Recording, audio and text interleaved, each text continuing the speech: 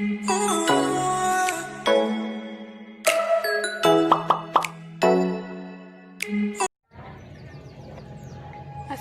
warahmatullahi wabarakatuh. Welcome back to my channel. Ini merupakan video aku yang kedua. Nah, pada video kali ini aku akan berikan video tentang cara merancang dan membaca perangkat pembelajaran berupa kalender akademik, rincian minggu efektif, program tahunan, program semester, dan yang terakhir itu tentang KKM. Nah, video ini sebagai syarat untuk ujian tengah semester rancangan pembelajaran matematika saya dengan dosen pengampu Ibu Nita Putri Utami MPD. Nah, selamat menyaksikan. Kalender akademik. Apa itu kalender akademik? Kalender akademik merupakan pengaturan waktu untuk kegiatan pembelajaran peserta didik selama 1 tahun ajaran yang mencakup permulaan tahun pelajaran, minggu efektif belajar, waktu pembelajaran efektif, serta hari libur. Nah, di sini ada contoh dari kalender akademik. Bagaimana cara kita untuk membaca dari kalender akademik? Yang pertama kita lihat pada bulan Juli. Di sini ada pada tanggal 8 itu diberi tanda warna biru. Nah, di sini sudah diberikan keterangan untuk setiap warna yang diberikan. Untuk warna biru ini menandakan ini merupakan awal semester ganjil ataupun semester genap. Begitu juga dengan warna abu-abu pada bulan Juli, yaitu tanggal 9, 10, dan 11 Juli. Itu merupakan MPLS atau Bridging Course. Nah, untuk kalender yang diberi warna putih itu merupakan minggu efektif untuk tahun ajaran ini.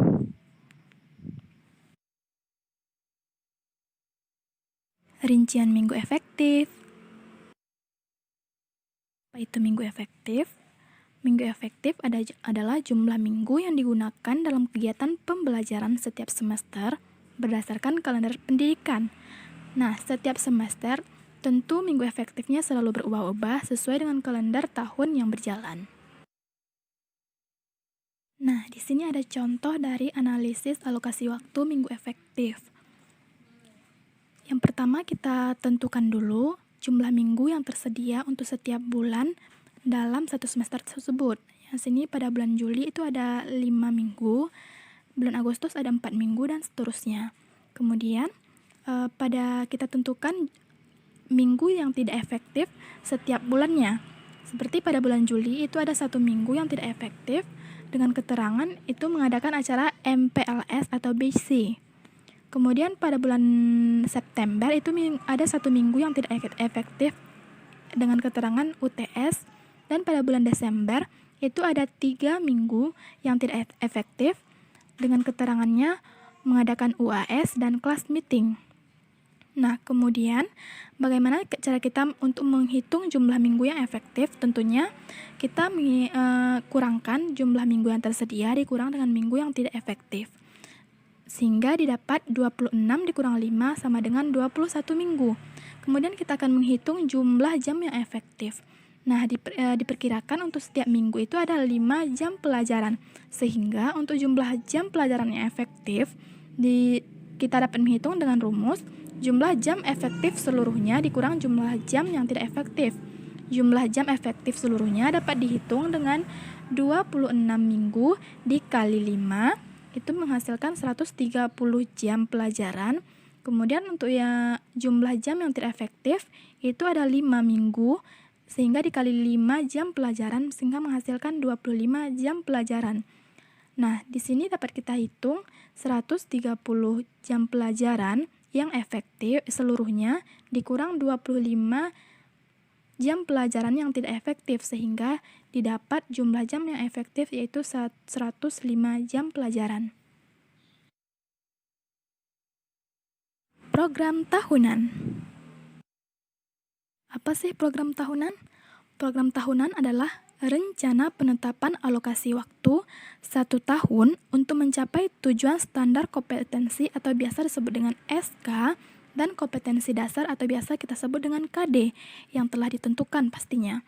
Kemudian program tahunan berisi tentang garis-garis besar yang hendak dicapai dalam 1 tahun pembelajaran. Program tahunan memuat penjabaran alokasi waktu tiap standar kompetensi dan kompetensi dasar untuk setiap semester dan tiap kelas selama 1 tahun pembelajaran. Kemudian program tahunan kemudian akan dijabarkan lebih rinci dalam program semester. Ini ada contoh dari program tahunan. Nah, unsur-unsur dari program tahunan itu yang pertama yaitu semester. Di sini ada khusus untuk semester 1, kemudian ada kompetensi inti untuk selama semester 1, ada kompetensi dasar, pokok bahasan, alokasi waktu, serta keterangan. Nah, pada kompetensi inti ini memuat hal-hal apa saja yang akan dibahas selama jam pelajaran tersebut. Kemudian pada kompetensi dasarnya, poin apa saja yang akan dibahas.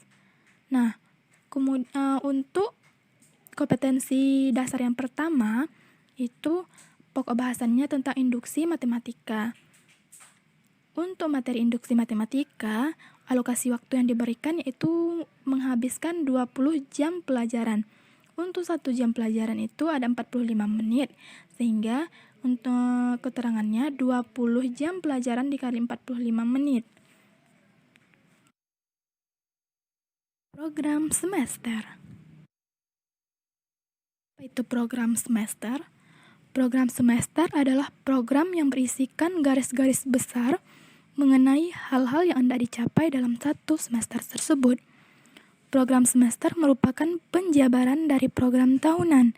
Isi dari program semester yaitu tentang bulan, pokok bahasan yang hendak disampaikan, waktu yang direncanakan, dan keterangan-keterangan.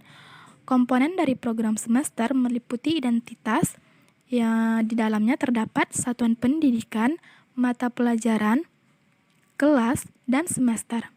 Kemudian standar kompetensi, komponen dasar, materi pokok, kegiatan pembelajaran, indikator, penilaian. Di dalam penilaian ini terdapat teknik, bentuk instrumen, contoh instrumen, kemudian alokasi waktu, sumber belajar, dan karakter. Nah, di sini ada contoh dari program semester. Ada terdapat komponen inti, kompetensi inti, kompetensi dasar, alokasi waktu. Nah, kemudian di sini ada yang ditandai dengan warna-warna seperti warna biru, warna merah, hijau, kuning, dan orange. Nah, ini memiliki maksud tertentu, seperti pada bulan Juli itu pada minggu kedua itu diberi tanda warna biru, itu menandakan MOPDB. Kemudian pada bulan Desember itu ada diberi minggu keempat diberi warna merah, itu menandakan ujian tengah semester 1. Kemudian pada bulan Desember ada yang diberi warna hijau, itu keterangannya ujian semester. Kemudian minggu ketiga Desember warna kuning, itu menandakan kelas meeting dan proses nilai. Nah, kemudian pada akhir Desember itu berwarna orange, menandakan libur semester 1. Kriteria ketuntasan minimal atau KKM. Apa itu KKM? Kriteria ketuntasan minimal atau KKM merupakan kriteria batas nilai paling rendah yang diberikan kepada peserta didik mencapai ketuntasan KKM yang biasanya sudah ditetapkan pada awal tahun ajaran baru, dan biasanya beberapa satuan pendidikan memiliki karakter yang sama. KKM tersebut harus mempertimbangkan tingkat kemampuan rata-rata peserta didik itu sendiri, serta kemampuan sumber daya pendukung seperti misalnya sarana prasarana dan sebagainya. Kemudian cara untuk merancang KKM itu sendiri. Di sini ada contoh dari KKM di mana kita lihat ada terdapat kompetensi dasar, kemudian indikator. Nah, untuk setiap indikator itu kita harus menentukan kompleksitas, daya dukung serta intake dari setiap indikator. Nah, kemudian setelah diberi rentang nilai untuk setiap kompleksitas, daya dukung, dan intake, sehingga kita peroleh KKM untuk setiap indikator. Nah, kemudian KKM dari semua indikator kita rata-ratakan sehingga menghasilkan KKM untuk setiap kompetensi dasar. Nah, selanjutnya setiap KKM kompetensi dasar kita rata-ratakan lagi untuk satu semester sehingga diperoleh KKM untuk satu semester. Nah, KKM satu semester ini biasanya KKM. Nah, demikian video dari saya, semoga bermanfaat, dan terima kasih kepada teman-teman yang sudah berpartisipasi, dan jangan lupa like dan subscribe serta meninggalkan jejak dengan mengisi kolom komentar. Nah, demikian dari saya. Assalamualaikum warahmatullahi wabarakatuh.